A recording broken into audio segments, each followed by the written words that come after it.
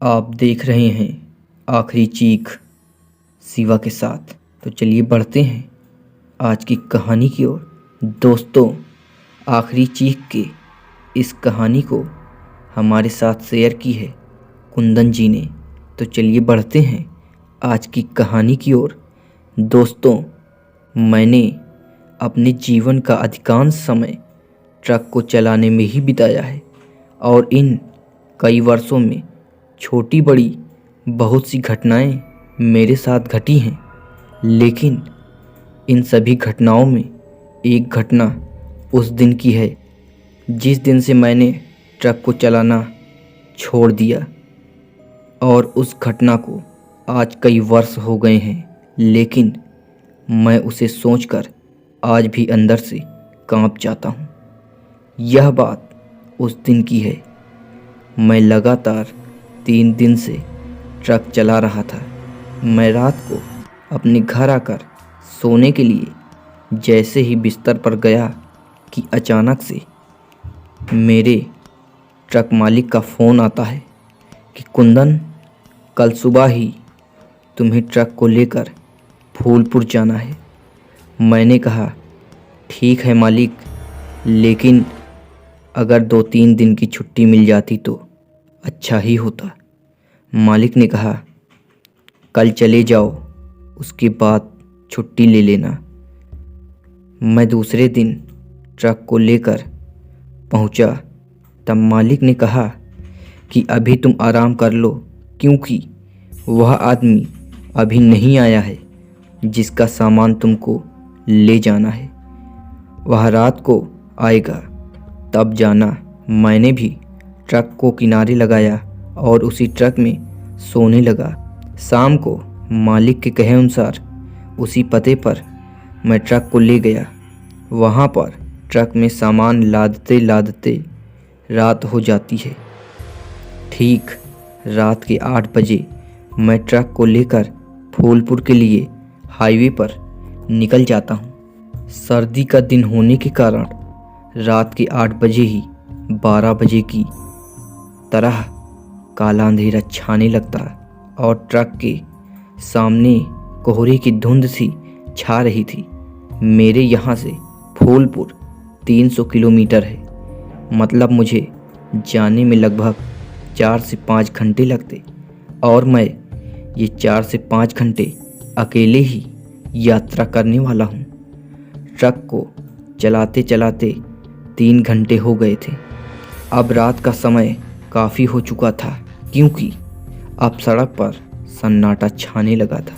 ऊपर से यह कोहरा भी छाने लगा था।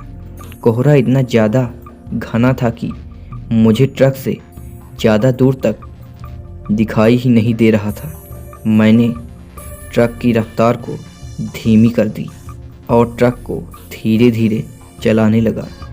थोड़ी देर बाद मैंने घड़ी में देखा तो करीब 11 बज रहे थे। अब मुझे भूख भी लग रही थी, इसलिए मैंने ट्रक को सड़क से कुछ दूर पर रोका और अपने साथ लाए हुए खाने को खाने लगा। मैंने खाना खाकर ट्रक में रखी एक अद्धी शराब को पिया। मैं अक्सर रात को ट्रक चलाने के समय शराब पीता था। अब मैं फिर से ट्रक को चलाने लगा। ठंड होने के कारण मैंने अपने शरीर को कंबल से ढक रखा था।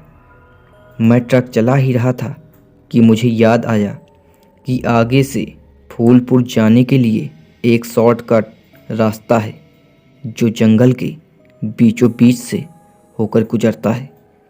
मैं इससे जल्दी से फूलपुर पहुंच जाऊंगा। मैंने आगे जाकर उसी जंगल वाले रास्ते की ओर अपने ट्रक को मोड़ दिया। ट्रक अब शॉर्टकट वाले रास्ते से चल रही होती है। जंगली रास्ता होने के कारण रास्ता ऊबड़ खाबड़ था। मैं ट्रक को चला ही रहा था कि अचानक से मेरी ट्रक के सामने एक बिल्ली आ जाती है, जिसे देखकर मैंने ट्रक में ब्रेक लगाई। ट्रक हचके खाकर रुक जाती है। तभी मेरे कानों में अचानक से एक आवाज़ आती है कि ट्रक को सही से चला, बिल्ली को मारेगा क्या। उस आवाज़ को सुनकर मैं पूरी तरह से दंग रह गया कि ये आवाज़ कहाँ से आई। ट्रक में तो मैं अकेला ही बैठा था, लेकिन मैंने ट्रक को चलाना बंद नहीं किया। मैंने सोचा यह मेरा वहम है। 10 से 15 मिनट ट्रक चलाने के बाद मुझे ट्रक के अंदर सिगरेट के जलने की गंध आई। मैंने सोचा कि यह सिगरेट की गंध कहाँ से आ रही है।